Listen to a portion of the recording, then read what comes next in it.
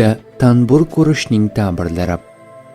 Ibn Sirinning aytishicha, tushida o'z uyda tanbur chertayotganini ko'rsa, uyda g'am va musibat bo'lishiga dalildir.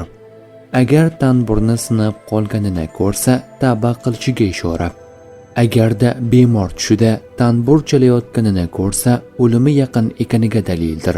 Kimki tushida bir odam tanbur ovozini eshitayotganini ko'rsa, botil so'z eshitishiga rozi ekaniga dalildir.